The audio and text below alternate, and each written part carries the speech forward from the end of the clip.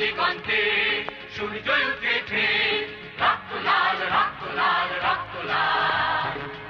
আর এসেছে গণসমুদ্রে, রক্ত লাল রক্ত লাল রক্ত লাল।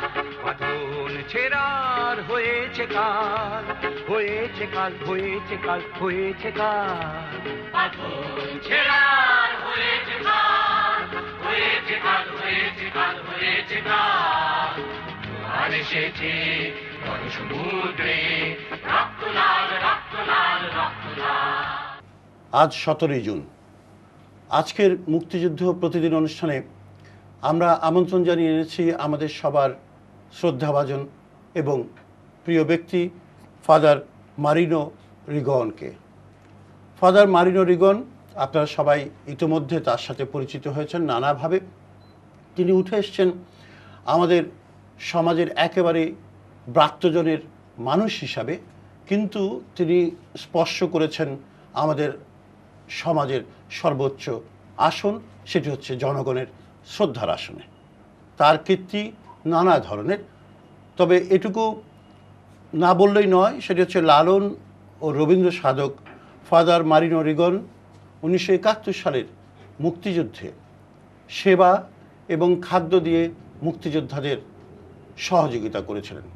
তার লিখিত যে ডায়েরি 71 সালে, সেটি তিনি মুক্তিযুদ্ধ জাদুঘরকে উপহার দিয়েছেন। সেটি আগামী প্রজন্মের জন্য অত্যন্ত কাজে আসবে। আমরা তার থেকে জানব 1971 সালের কথা। পাশাপাশি ফাদার রিগনের বাংলাদেশে এবং তৎকালীন পাকিস্তানে অবস্থানের কিছু কিছু তথ্য আমরা জেনে নেব। তার আগে দেখে নিচ্ছি 17 জুন 1971 সাল তৎকালীন পূর্ব পাকিস্তান, আমাদের প্রিয় মাতৃভূমি বাংলাদেশ কেমন ছিল। ঢাকায় মুক্তিবাহিনী রাত 2টার সময় বিস্ফোরক দিয়ে দয়াগঞ্জ রেল সেতুতে বড় ধরনের ক্ষতি সাধন করে। কাদের সিদ্দিকীর নেতৃত্বে মুক্তিবাহিনী টাঙ্গাইলের বাসাইল থানা আক্রমণ করে প্রচুর অস্ত্র দখল করে। সুবাদার ওয়াহাবের নেতৃত্বে 4th ইস্ট বেঙ্গল রেজিমেন্টের সৈন্যদল সালদা নদী এলাকায় পাকিস্তান সৈন্য অবস্থানের উপর আক্রমণ পরিচালনা করে পাকিস্তানি সৈন্যরা সালদা নদী স্টেশন ছেড়ে পিছে সরে যেতে বাধ্য হয়। নোয়াখালীর সেনবাগ থানা মুক্তিবাহিনী টহলরত পুলিশের উপর আক্রমণ চালিয়ে 3টি রাইফেল এবং অন্যান্য অস্ত্র দখল করে। সাতক্ষীরা এলাকায় মুক্তিবাহিনী পাটকেলঘাটা থানা আক্রমণ করে সকল অস্ত্র ও গুলি বারুদ দখল করে নেয়। শেখ মুজিবকে মুক্তিদান এবং বাংলাদেশের জনগণের কাছে গ্রহণযোগ্য সমাধানের জন্য পাকিস্তান সরকারের উপর চাপ দেওয়া উচিত বলে ওয়াশিংটনে ভারতের পররাষ্ট্রমন্ত্রীর মত প্রকাশ। রাওয়ালপিন্ডিতে প্রেসিডেন্ট ইয়াহিয়া খানের সভাপতিত্বে গভর্নর সম্মেলন আজকের দিনে শুরু হয়। আখাউড়া তেলিয়াপাড়া সীমান্তে পাকিস্তান সেনাবাহিনী আরও অনেক অধিক সৈন্য সমাবেশ করে। খুলনার মিল কারখানা চালু রাখার বিষয়ে সেনাবাহিনী সার্বিক চেষ্টা গ্রহণ করে। পূর্ব পাকিস্তান জামাতে ইসলামের আমির অধ্যাপক গোলাম আজম এক সফরে করাচির উদ্দেশ্যে ঢাকা ত্যাগ করে। মার্কিন যুক্তরাষ্ট্রের পররাষ্ট্র সচিব উইলিয়াম রজার্স বাংলাদেশ সমস্যার রাজনৈতিক সমাধান এবং শরণার্থী বিষয়ের উপর বিশেষ গুরুত্ব আরোপ করে ভাষণ দেন। এই ছিল কিছু ঘটনা, কিন্তু অনেক ঘটনা থেকে এই ঘটনাগুলো আপনাদেরকে জানালাম। আজকের বিষয়ে ফিরে আসি। মুক্তিযুদ্ধে ফাদার মারিনো রিগন, তিনি আপনারা জানেন যে 1953 সালে জানুয়ারি মাসে এই ভূখণ্ডে আসেন, এই জনপদে আসেন এবং তারপর 55 বছর তিনি অতিবাহিত করেছেন। তিনি বাংলাদেশের মানুষের অত্যন্ত ঘনিষ্ঠ একজন মানুষ হিসেবে শ্রদ্ধার আসনটি পাকাপোক্ত করে নিয়েছেন আমাদের মনে, আমাদের মানুষে, আমাদের সমাজে। এই মানুষটি অনেক কাজ করেছেন আমাদের জন্য। মুক্তিযুদ্ধের পাশাপাশি আমরা জানি যে তিনি যা কাজ করেছেন তা কোনো অবস্থাতে তার ঋণ আমরা কোনোদিন শোধ করতে পারবো না। আজকে তার থেকে জানব তিনি এই দেশে এসে কিভাবে ভালোবেসে এই দেশে রয়ে গেলেন। এটি ধর্ম প্রচার করতে এসেছিলেন, কিন্তু ধর্মের অধিক তিনি কাজ করেছেন মানুষের সাথে মিলে। ফাদার মারিনো রিগন, আপনাকে স্বাগত আমাদের মুক্তিযুদ্ধ প্রতিদিন অনুষ্ঠানে। আচ্ছা, ধন্যবাদ। আমরা যে কাজটি করি সেটা হচ্ছে যে আমরা 1971 সালে কার কি ভূমিকা ছিল সেটি আমরা জানতে চাই। আপনার একটি বড় ভূমিকা ছিল। আপনি দুটো কাজ আছে, আপনার তিনটি কাজ, দুটো না আমি তিনটি বলবো। এই কারণে একটি হচ্ছে আপনার ধর্ম প্রচারের মধ্য দিয়ে আপনি মানুষের সেবা করছেন, সেটি একটি কাজ। আবার আপনি বিশাল কাজটি করেছেন লালন রবীন্দ্রনাথ এবং জসিমউদ্দিনকে নিয়ে বিশাল কাজ আছে আপনার। জসিমউদ্দিন, কবি জসিমউদ্দিন আপনার ব্যক্তিগত বন্ধু? ব্যক্তিগত বড় বন্ধু। বড় বন্ধু। আপনার সাথে জসিমউদ্দিনের পরিচয় কোথায় হয়েছিল? হয়েছে যশোরে যশোরে। 1965 সালে জানুয়ারি মাসে 24 আর 25 তারিখে, যখন তিনি গিয়েছেন সাগরদাঁড়িতে আচ্ছা। ওই মাইকেল মধুসূদন দত্তর স্মরণের জন্য। আর তিনি যশোরে গিয়ে শুনেছি যে আমি ওখানে আছি, অনুবাদ করছি, সেজন্য উনি আমার কাছে এসেছেন রাত্রে। যখন আমি সারাদিন গ্রামে ছিলাম আর খুব ক্লান্ত ফিরে এসেছি, ওর 2-3 জন এসেছে আমার কাছে, জিজ্ঞাসা করেছেন ফাদার রিগন এখানে আছে? আমি ফাদার রিগন, আমরা আপনার সঙ্গে 2-একটা কথা বলতে চান, আপনি যদি অনুমতি দেন। আর আমি বলেছি, দেখেন আমি কেবল গ্রাম থেকে আসলাম, একটু কষ্টে আছি, ক্লান্ত আছি, আপনারা যদি আগামীকাল আসেন আমি আপনাদের সঙ্গে কথা বলবো, শুনবো। পরদিন ওরা আবার এসেছে, আর এসে একজন আমার হাত দিয়ে বলেছে আমি জসিমউদ্দিন। আমি বলেছি হায় হায় কি লজ্জা। জসিমউদ্দিন, লজ্জা কি? আপনি কাল রাত্রে যদি বলতেন আমি জসিমউদ্দিন, আমি যে কোনো কষ্টে আপনার সঙ্গে কথা বলতাম, শুনতাম, আর আপনি এরকম করেছেন কেন? আপনি জানুয়ারি মাস 1953 সালে এই ভূখণ্ডে আসেন। হ্যাঁ। আপনার বয়স তখন কত ছিল ফাদার? ছিল 27। তখন 27 বছর। আপনি যে এলাকায় তখন ছিলেন, তখন আপনি বানিয়াচং ছিলেন? বানিয়াচং ছিলেন। হ্যাঁ। পাকিস্তান সেনাবাহিনী সেখানে গিয়েছিল? গিয়েছে, হ্যাঁ, সেখানে গিয়েছে, শুধু একবার গিয়েছে। আচ্ছা। কিন্তু আশেপাশে প্রত্যেক দিনে যেত, আর ধারাবাহিক একটার পর একটা গ্রাম আগুন এবং খুন আর নারীর অত্যাচার করেছে। ওরা কেরোসিন তেল যে ঘরের ভিতরে ছিটিয়ে দিত, তারপরে আগুন দিত। প্রত্যেক দিনে আগুন জ্বেলে দিয়েছে এবং আশ্চর্য লাগতো, কারণ সন্ধ্যার সময় যখন অন্ধকার নেমে যেত, এই আশেপাশে যে গ্রাম ওরা আগুনে লেগে দিয়েছে, এই আমাদের গ্রামে পর্যন্ত আগুনের আলো আসতো। অত বড় আগুন, অত বড় অত্যাচার, সম্পূর্ণ গ্রামে আগুনে পুড়িয়ে দিয়েছে। সেই সময় আপনি মুক্তিযোদ্ধাদের সংস্পর্শে আসছিলেন? হ্যাঁ, আমাদের ওখানে বানিয়াচকে একটা ক্ষুদ্র হাসপাতাল বলা যায় না, ডিসপেন্সারি, আর ওখানে আমাদের ছিল এক্স-রে আর একটা জেনারেটর, যার জন্য আমরা এক্স-রে করতে পারতাম ইত্যাদি। আর যুদ্ধ যখন আরম্ভ হয়েছে, দিনের বেলায় মুক্তিবাহিনী আসতে আরম্ভ করেছে চিকিৎসার জন্য, কিন্তু ওখানে আমরা ছিলাম, আর একজন বিশেষ একটা খুব ভালো আর জ্ঞানী সিস্টার ছিলেন, সিস্টার ইমেলদা। তিনি বলেছে এইরকম চলবে না, যে মুক্তিবাহিনী যেন না আসে দিনের বেলা, কারণ বাই চান্স যদি এখানে পাকিস্তানি আসে, সোলজার যদি আসে, আমাদের পাবে যে আমরা চিকিৎসা করি, ওরা আমাদের খুব ক্ষতি করতে পারবে। আর তিনি প্রস্তাব করেছেন মুক্তিবাহিনী যেন রাত্রে আসে, কারণ পাকিস্তানি রাত্রে আসতো না, বিকালে সূর্যের নামার পর ওরা আর আসতো না, ফিরে আসতো পর দিনে। বিখ্যাত মুক্তিবাহিনী হয়েছে হেমায়েতুদ্দিন। এটা হলো দুবার চিকিৎসা করতে এসেছেন আমাদের ওখানে বিশেষভাবে, কারণ এটা রফিক, এটা একেবারে মুখে পেয়েছে, আশ্চর্য লাগে। কি লেগেছিল? রফিক, এই মেশিন গান Machine gun। নিয়ে, আর এখানে সব খুলে দিয়েছে, আশ্চর্য। মুখ ছিল কান থেকে আর একটা কান পর্যন্ত সব এইরকম ভিতরে গেছে, আর ভিতরে একটা দাঁত নাই, সব দাঁত খুলে দিয়েছে। আর ওখানে এসে এই আমাদের একটা ডাক্তার ছিল আর সিস্টারি মেলতে ছিল, বেশ অনেক ঘন্টা ধরে ওরা যা পরিষ্কার করেছে মুখ।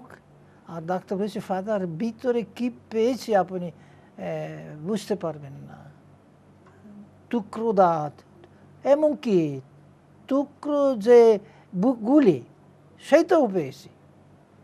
একে নৌকা এসেছে, তার উপরে ছিল একটা নতুন বউ আর নতুন বর। ওরা বিবাহ করতে গেছে, ফিরে এসে পাকিস্তানি একটা র্যাফিক দিয়ে এখানে পেতে যে বর, যে ছেলে, আর উনি এসেছে, সমস্ত ভিতরে যা ছিল হাতে ছিল সব। বাবারে, উনি আশা করেছে বিশেষভাবে তার নতুন বউ, কেবল বিবাহ, ঘরে যায় নাই।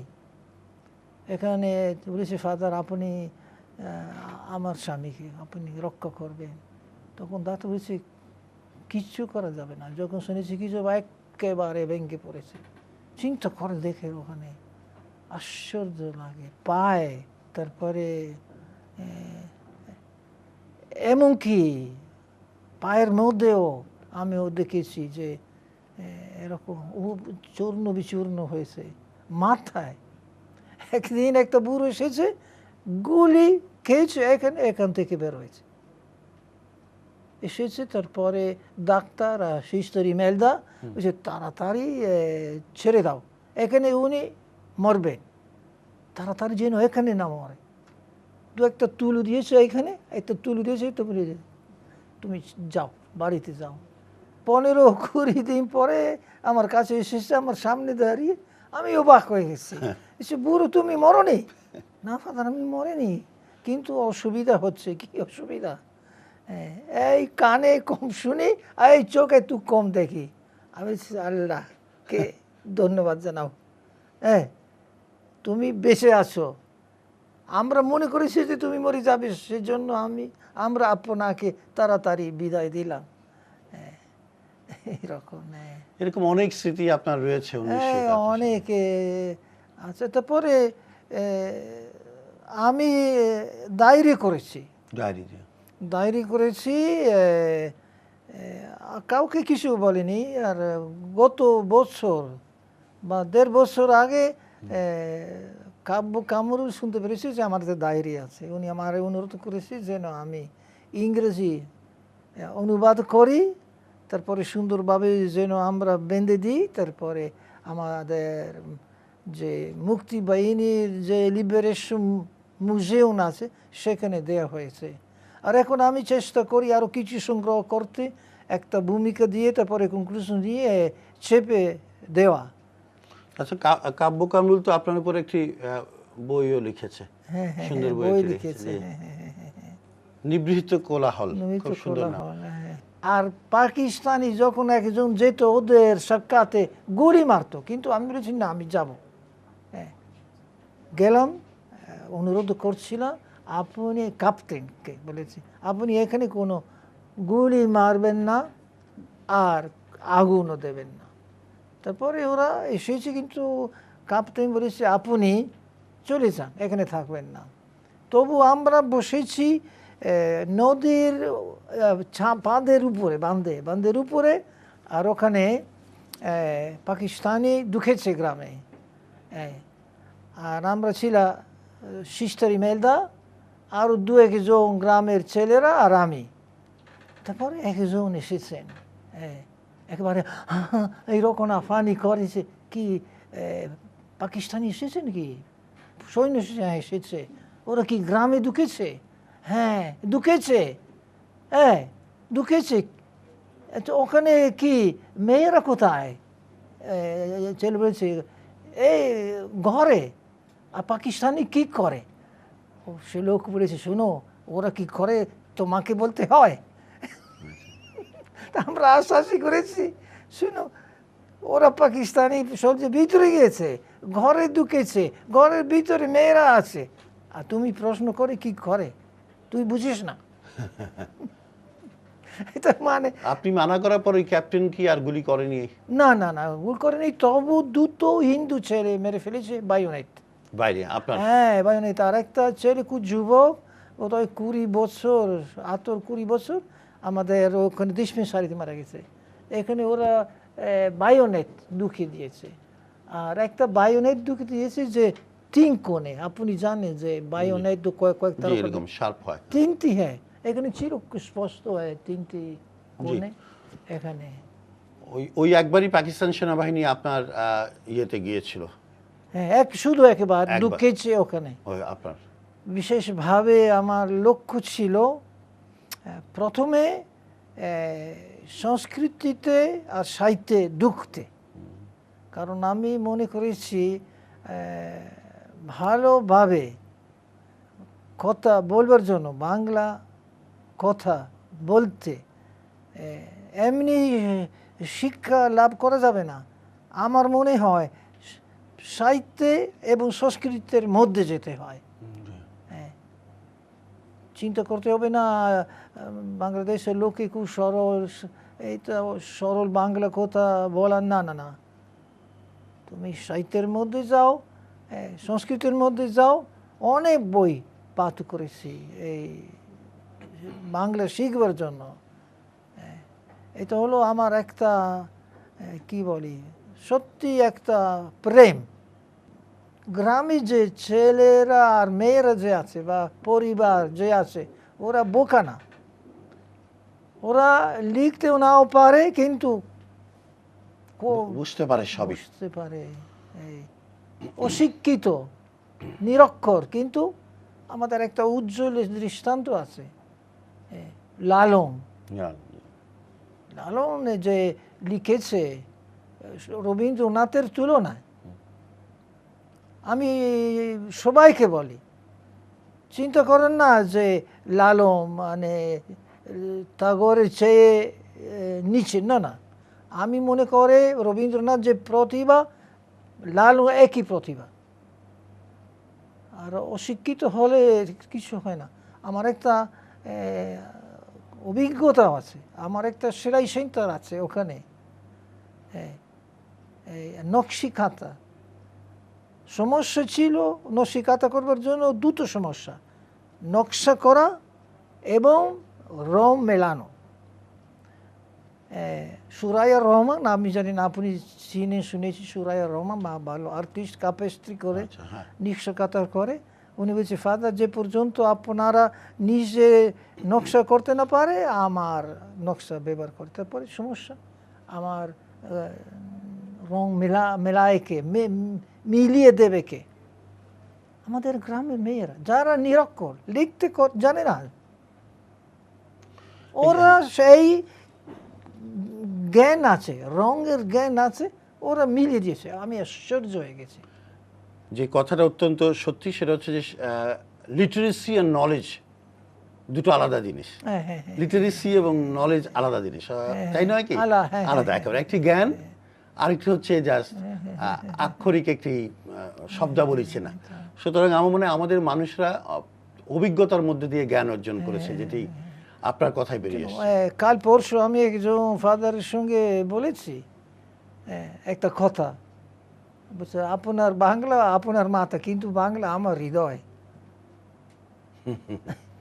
একটা ভাষা বা যে কোনো জিনিস হৃদয় না গেলে কোনো লাভ নাই। এবং আরেকটি কথা আপনি যেটা বলেন, সেটি আমাদের সদ্য প্রয়াত মহান একজন নাট্যকার সেলিম আল-দীন, তিনি বলতেন যে সংস্কৃতির মধ্য দিয়ে মানুষকে চিনতে হবে।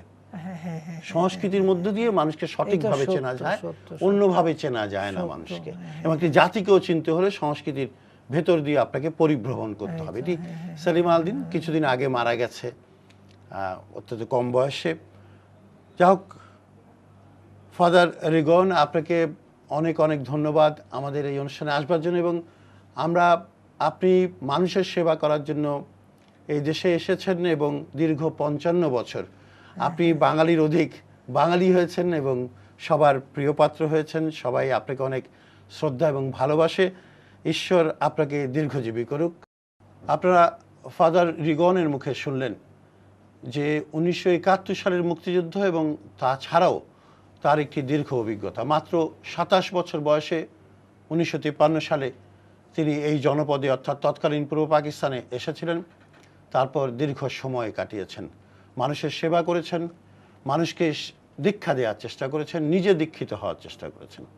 সামগ্রিকভাবে একটি বিকাশ লাভের যে প্রক্রিয়া, সে প্রক্রিয়ায় নিজেকে যুক্ত করেছেন এবং মুক্তিযুদ্ধের সময়ও তিনি পিছিয়ে থাকেননি। তিনি সেবা দিয়ে, যুদ্ধ নয়, মুক্তিযোদ্ধাদের এবং সাধারণ মানুষদেরকে, পাকিস্তান সেনাবাহিনী কর্তৃক নিগৃহীত মানুষদেরকে সেবা দিয়ে তিনি তার কাজটি সম্পন্ন করেছিলেন। একটি জাতিকে জানবার জন্য, তাকে সেবা দেওয়ার জন্য, মানুষকে সেবা দেওয়ার জন্য তার সংস্কৃতিতে এবং সাহিত্যে নিজেকে সম্পূর্ণভাবে নিমজ্জিত করেছেন, যার জন্য তিনি রবীন্দ্রনাথের গীতাঞ্জলি সহ 40টি গ্রন্থ অনুবাদ করেছেন ইটালিয়ান ভাষায়, কারণ তিনি ইটালিয়ান বংশোদ্ভূত। লালনের 350টি গান, জসীমউদ্দিনের সুজন বাদিয়ার ঘাট এবং নকশিকাঁথার মাঠ, এছাড়াও আরেকটি কাব্য, অর্থাৎ বেশ কিছু কবিতা। অর্থাৎ সামগ্রিকভাবে বাঙালির যে ব্রাত্য সংস্কৃতি রয়েছে, তেমনি সেগুলো লালনকে দিয়ে তিনি স্পর্শ করার চেষ্টা করেছেন, জসীমের মধ্য দিয়ে স্পর্শ করার চেষ্টা করেছেন এবং নিজে যে স্পর্শ করার চেষ্টা করেছেন। পাশাপাশি আমাদের যে উচ্চতা রবীন্দ্রনাথের মধ্য দিয়ে বিকশিত হয়েছিল, প্রকাশিত হয়েছিল, তাকেও তিনি বিশ্ব দরবারে উপস্থাপন করেছেন। শুধু মানুষের সেবা নয়, একটি জাতির পরিচয়কে আন্তর্জাতিক পরিমণ্ডলে পরিচিত করা, তাকে গৌরবান্বিত করা, তার মহিমান্বিত করার সমস্ত প্রয়াস এই মানুষটি নিয়েছিলেন। তিনি হচ্ছেন ফাদার মারিনো রিগন। তার প্রতি আমাদের অশেষ শ্রদ্ধা, তার যে সেবা, তার জন্যে তার প্রতি আমাদের কৃতজ্ঞতা। এই কথা বলেই শেষ করছি আজকের মুক্তিযুদ্ধ প্রতিদিন অনুষ্ঠান।